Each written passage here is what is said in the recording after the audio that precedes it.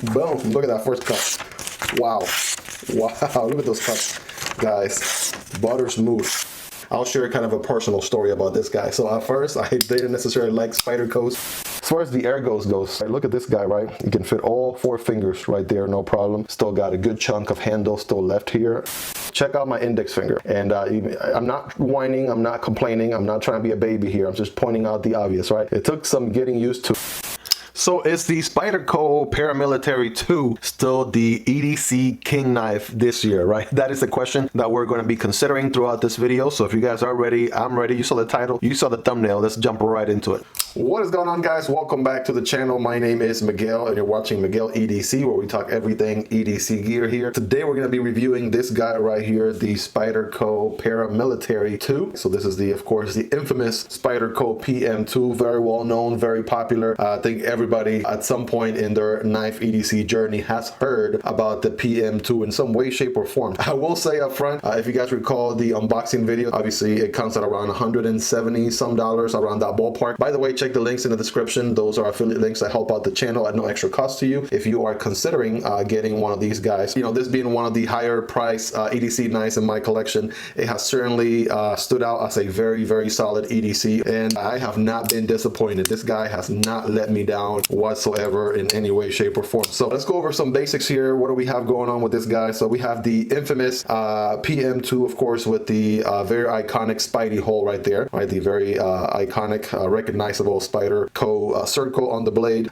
This is the PM2. There is a paramilitary version, which is the OG. It's a longer knife, and there is a Para 3, which is the smaller brother to the PM2. By the way, a review on this guy will be dropping sometime in the very near future. Stay tuned for that. Like and subscribe if you don't want to miss out on it. But yeah, this guy right here is a you know, very medium to large size knife. This guy is rocking a CPM S45 VN, which is a very, very solid steel here, very premium steel, and I got it in this satin finish right here that you can see. It is such a beauty. Of course, the USA made knives. They are made in Golden, Colorado, USA Earth, right? In case you're wondering what planet these are from, they are still from good old USA Earth. So these are American knives. I mean, this is the real business right here. And yeah, we're gonna go ahead and be reviewing this guy here. So if you guys are ready, I'm ready. Let's go ahead and start with a quick overall measurement on this guy. Let's get the overall length.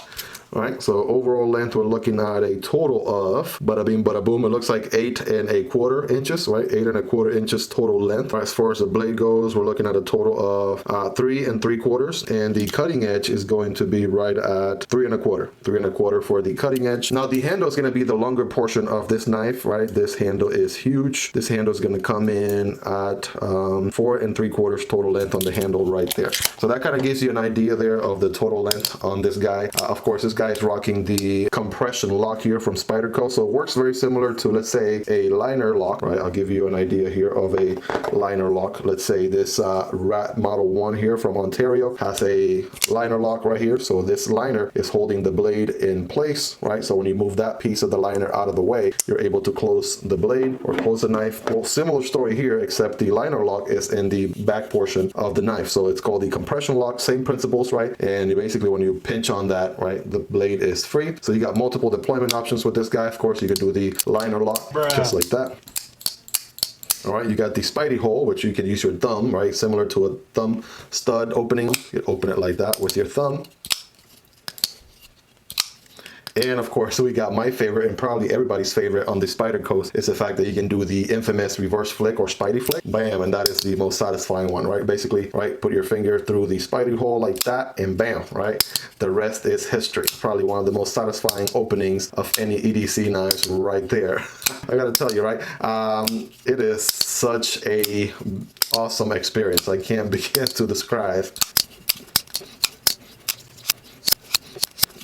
All right, so we'll do some quick size comparisons on this guy. Of course, I mentioned at the beginning that it is the bigger brother to the Para 3, which is a smaller knife, as you can see right there, compare side by side. And then my other Spyderco knife in my collection is the Spyderco Smock. So let's throw them all on here. Let's compare. The PM2 is going to be longer than the Smock. It has a longer handle. Blade length is about the same, but the handle is longer, so therefore it is a longer overall knife. Also wider, right? The Spyderco Smock is very slim overall design, right? And of course, the Para 3 is going to be the shorter, shrunken version of the Para 2, right? So that's the Spyderco comparison for you right there. Let's check against the Demko brothers here really quick. Demko AD 20.5, regardless of blade shape. We have the shark's foot blade on top. We have the clip point blade at the bottom there. If you can see the Paramilitary 2 there is going to be a longer knife, no doubt about that. All right, we also compare them to the SENCUT brothers. There's the SENCUT Crowley and the SENCUT Sachse. By the way, reviews on these two guys are available in the channel if you want to go ahead and check them out. But yeah, both the Sachse and the Crowley are medium to larger knives, and I want to say the PM2 is still slightly longer, or just about the same size as the SENCUT brothers right there. And last but not least, of course, we have to check against the Ontario Wrap Model 1 and the Ontario Wrap Model 2. Yeah, the Wrap Model 2 does not even come close. It doesn't even stand a chance. Whereas the Wrap Model 1, the bigger brother, it certainly competes with the PM2. It's probably just as long of a knife as a PM2. No doubt about that. Longer handle than the blade. It's very, very comparable. But yeah, huge difference in price. Again, the PM2 being around almost $180 out the door with, taxes and everything included. Of course, I have the G10 version. There are some lightweight versions with FRN. We'll talk about that a little bit more here in just a second. But yeah, this is the G10, black G10 version, and so around $180. Check the links in the description. Whereas the Wrap Model 1 and Wrap Model 2, both of these are going to be around the $35 to $40 ballpark. So something to keep in mind right there. This is a quick carry profile right here next to the Para 3. Right, very, very spot on with the Para 3. Actually, might be just as wide, exactly the same there. Checking against the Spyderco Smock, right? You got the PM2 on the right, the smoke. The Smock is on the left, right? You guys be a judge of that. Very comparable. Next, we got the Demko brothers, regardless of blade shape and the great rivalry. Yeah, the Demko AD 20.5 is going to be slimmer, no doubt about that. Next to the Sachse here, Sachse on the left, PM2 on the right. Sachse is going to be just a little bit wider by a hair. Next to the Crowley, Crowley is going to be also a little bit wider. Ontario Wrap Model 1 right there, right? The Ontario Wrap Model 1 is just a little bit wider than PM. And last but not least, here it is compared to the Wrap Model 2. Wrap Model 2, of course, is a smaller knife, so therefore it's also slimmer as well. This guy has a flat grind all the way around. You could see, right, kind of just, the satin finish, flat grind all the way on both ends. Just very nice. It helps with this guy being so slicey. That's one thing that this knife has going for it. It's super slicey, and that flat grind helps a ton with that. Also, the edge on this guy is terrific. I want to say I have put this guy to the test, cardboard boxes, all kinds of paper and ropes and things like that, and this guy has not disappointed me in any way, shape, or form. It's just, it has really exceeded my expectations, to say the least. Let's do a quick check here what the length and height on your pocket is going to look like. Let's compare it back once again with the Spyderco brothers here. We got the Para 3 at the bottom. We got the Smock right here on the top. Obviously, both the PM2 and the Para 3 are going to be wider knives just because of, right, check out the Spidey hole, right? It's going to be so much bigger on both the PM2 and Para 3 versus the Smock, right? But that kind of gives you an idea right there. I mean, the ones with the full-size blown Spyderco hole are going to be very wide knives. That's just the nature of it. Here it is next to the AD 20.5 brothers right there, both blade shapes, right? Probably still a little bit wider, right? The AD 20.5 is already a wide knife because of how much of the blade sticks out from the handle. But yeah, very comparable, right? Very wide knives, to say the least. Next to the Sachse and next to the Crowley, of course, the Crowley is going to be way slimmer, right? Because that's just the nature of the beast right there. Whereas the Sachse, it has a bigger blade, right? A wider blade. And so that's going to make it a little bit wider, but still nowhere near close, right? How wide the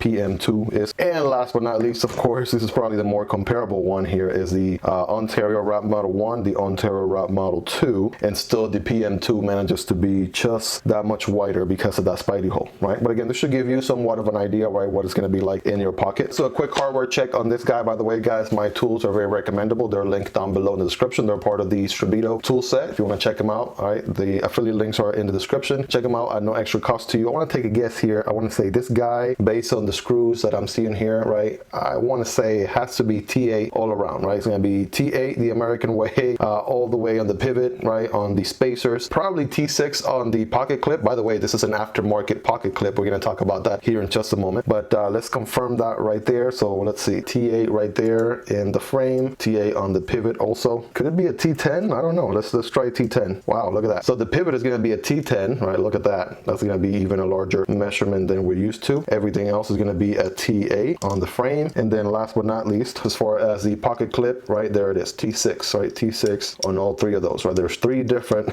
screws holding that pocket clip. So a quick blade stock thickness on this guy. All right, let's see here. And the thickest point, this guy is going to be 0.14, right? That's going to be a little bit wider of a blade right there than the typical blades that we see in the channel so far. I want to say the average, channel average, is going to be somewhere around 0.12 to 0.10 of an inch, right? But this is definitely a little bit wider, right? A little bit thicker right there. Now on the pointiest end, I want to say this guy definitely drops to a very pointy end, no doubt about that. So if I could just squeeze in there.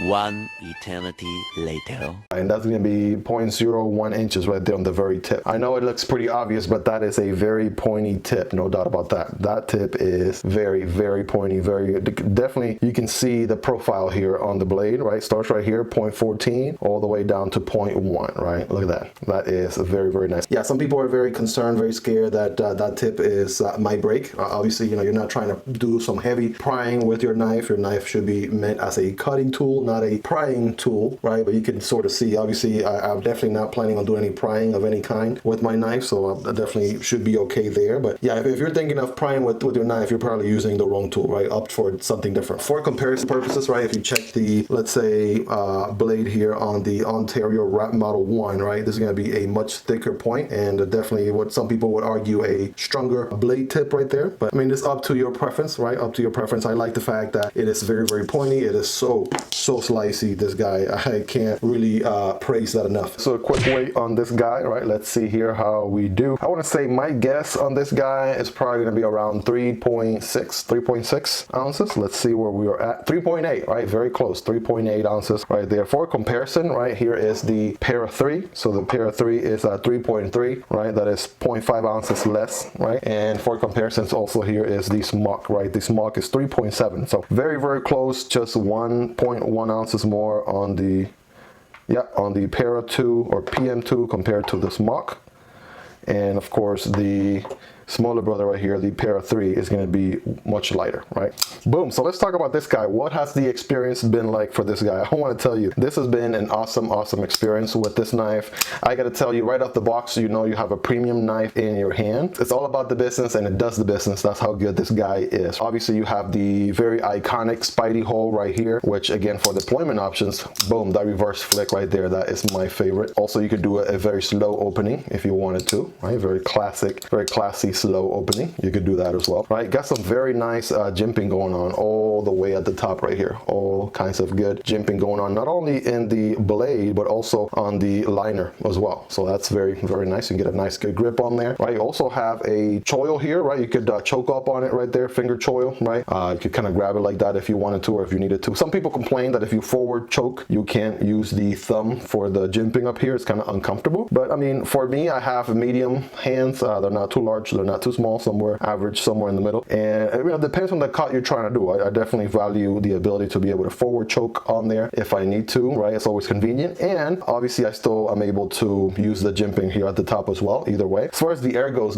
right? Look at this guy, right? You can fit all 4 fingers right there, no problem. Still got a good chunk of handle still left here on this end. Still got a good chunk on the front end as well. And I mean, you can go about your cuts, no problem. Forward cuts, reverse cuts, right? You're not gonna do these as much, but again, you can still do these no problem. A lot of people also complain there's no sharpening choil on this guy, right? A sort of like you know, like a trade-off for this guy when you're using the PM2, but you are able to, let's say, close it this way, right? Use your thumb instead, and then use your index finger to stop the blade. It will look something like that. And as you can see, right, that's not going to be anywhere near your finger, right? And then just close it all the way like that. Once again, we have G10 scales going on this guy all around. I wanted to get the actual camo, right? I was really debating if I should get the camo on the Para 2. I ended up getting the camo on the Para 3. So the PM2, I wanted to keep it classy with the black G10. I know there's all kinds of sprint runs and different colors with different steels. I mean, this is one of Spyderco's most popular knives right here, but I just wanted to keep it OG with all black. And again, this guy is rocking the satin finish CPM S45 VN, which is a heck of a steel, heck of a premium steel right there. We're gonna be doing the paper cutting test here in just a little bit, just to show you guys how good it does, how much of an edge it has retained. But I gotta tell you, this guy cut through everything that I threw at it. Everything, literally everything that I threw at it. Obviously, you know, I'm not trying to cut down a tree with this thing, right? I'm gonna use it for very well-known EDC tasks, you know, like paper, cardboard,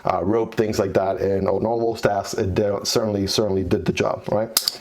I'm not sure why, but this guy comes default tip down, right? The pocket clip is defaulted to tip down. So I went ahead and switched that. Of course, the other thing I did is I switched the Spyderco OG pocket clip. For whatever reason, their OG design has it so about this much of your knife is sticking out of your pocket, right? Not the best way. If you have a Spyderco knife, you probably know what I'm talking about. Let me know in the comments if you know the struggle, right? So yeah, definitely this factory clip does not hide the package, does not hide the knife as well as it could. So what I opted for is going with this aftermarket clip right here. Got this one off of Amazon. Check the link in the description if you want to check it out. But this one gets the job done. So not only did I move the clip from, you know, tip down carry to tip up carry, right? I'm all about tip up carry. And also with this design, as you can see, right, only this much of your knife may show, right? Definitely way more deep carry than it is with the OG pocket clip. So I know Spyderco, based on videos and research I've done, Spyderco knows that there's an aftermarket out there for their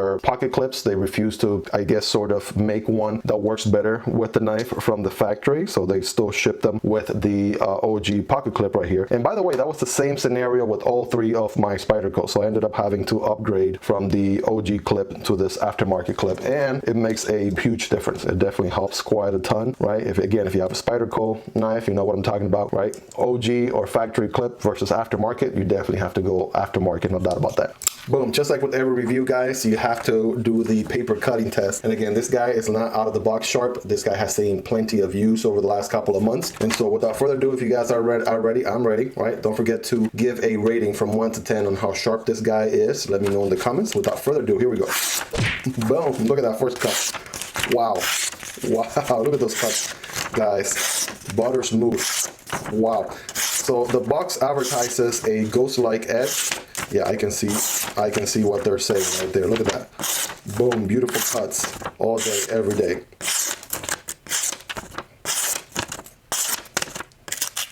All right, cut a little bit right there, surprisingly, right? But has been doing outstanding. All the other cuts. Look at that. All right, does this guy need to be resharpened? I don't think so. I don't think this guy needs any sharpening of any kind anytime soon. There's so much blade there left.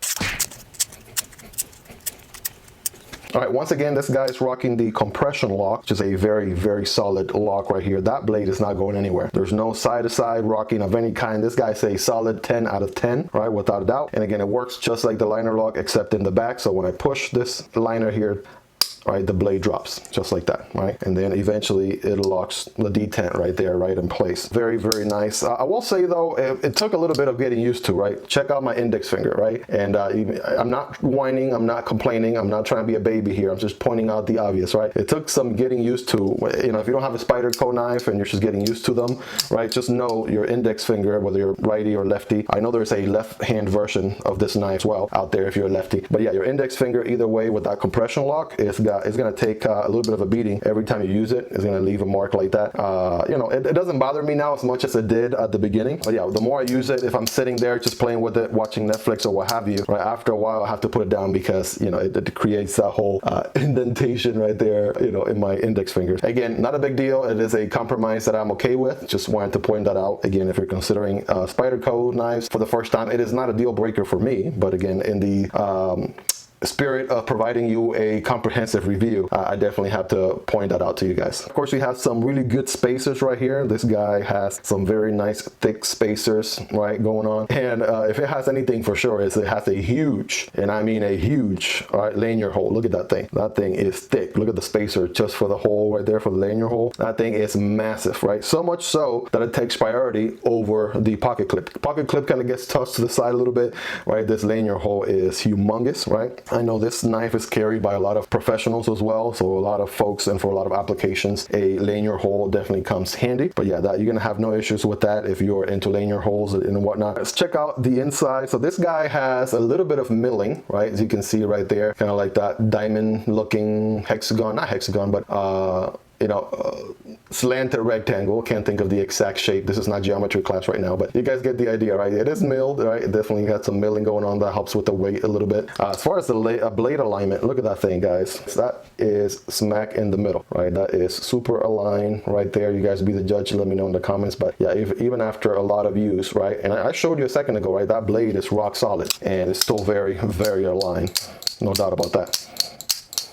A good way to overcome the issue with the index finger I was pointing out earlier is whenever you're closing it, just opt for maybe using your thumb and close it this way instead. It is a little bit of a slower close, but at least, your index won't take a beating like that. You could do the reverse flick, right? And then just close it with your thumb instead of your index finger. Right? That's a good way. That's what I do after I've been opening and closing it for a while with my index. And then it starts to hurt a little bit. And then I just switch what fingers I'm using, right? For deployment, what fingers I'm using for closing. So Spyderco is not only a US based company, right? Made in the good old USA, but also there's a nice story background behind the company. If you haven't looked into it, make sure to do some research. Father and now son involved in the company, right? It's been definitely a family business, and they're constantly innovating, and some designs have stood the test of time, like the Paramilitary 2 right here, right? These are knives that are not necessarily new as of right now or anything like that. These are knives that have been around for quite a while, and why fix what isn't broken, right? So they get the job done. They're very ergonomic. They're very solid knives right here. So why reinvent the wheel? So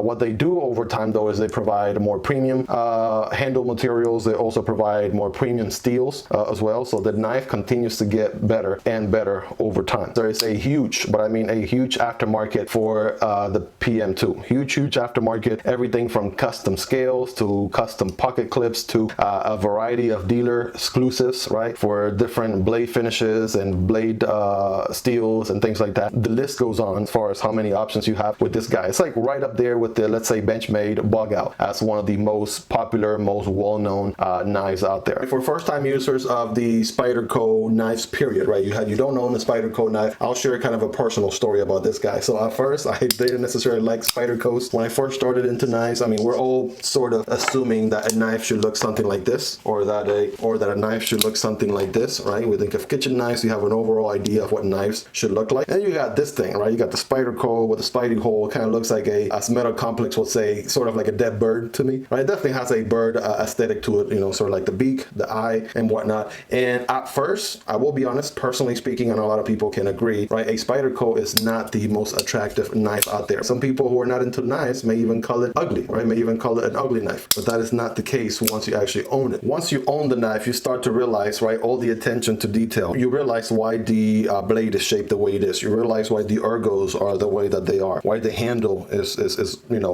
designed in such a way, and things like that. You start to develop a sort of like passion and understanding for, okay, I get why Spyderco knives look like that. I guess why I'm starting to understand why their DNA looks like that. Again, myself included, I'm guilty of it. At the very beginning, I did not like Spyderco knives whatsoever, but I can tell you today, I can happily report that today Spydercos are one of my favorite knives, not only because I own a few of them, but also when I'm EDCing this guy. I mean, this guy is such a solid everyday carry, right? There's no task, big or small, that this guy can do, and it does it so well, so efficiently. I highly recommend it, of course. If you have Spydercos already, you definitely can agree there. You probably know what I'm talking about. If you're considering getting your very first Spyderco knife, right? Just know, give it a shot. You can always test them out. If you don't like them, I always say you can return the knife. That's always my perspective on testing out new knives, but I can promise you with a 90 to 95% certainty that chances are you're going to fall in love with your Spyderco. Just give it the benefit of the doubt once you realize the edge performance, the steel, the quality, right? The workmanship that goes into these guys. You are going to love it.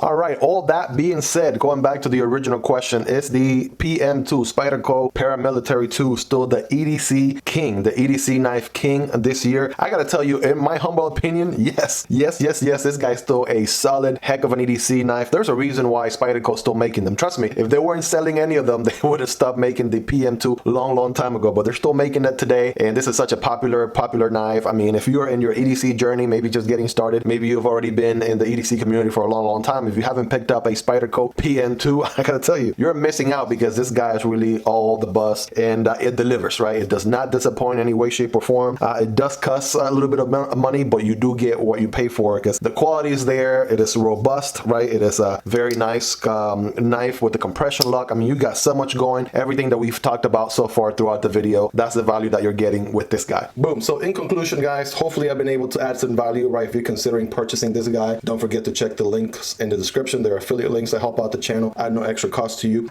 Yeah, one of the most iconic knives in Spyderco's lineup. Like I always say, right, you got nothing to lose. If you've been eyeing this guy for a while, perhaps if you're considering getting into Spyderco for the very first time, guys, just take this guy for a test drive. I'll tell you, you would not be disappointed. I cannot recommend this guy enough. This is a solid knife right here. This is probably top 10, right? Top 10, maybe even top 5 best EDC knives of all time. All time. We're talking all time EDC knives. The Spyderco PM2. It is that good of a knife. All right. That being said, guys, let me know in the comments if I missed anything. If there's any additional questions or different things I didn't touch on the review, let me know in the comments. I'm going to be hanging out down there answering any questions, any concerns that you may happen to have. Don't forget to like and subscribe for this video if you find it helpful. It is very likely that by the time you're seeing this video, the review on the Para 3 is already out. I'm going to go ahead and put a card right here, right? If you want to go ahead and check that review next, certainly can. An awesome EDC as well. Guys, thank you so much for making it this far. You guys are the real MVP. I'll see you guys in the next video. Peace.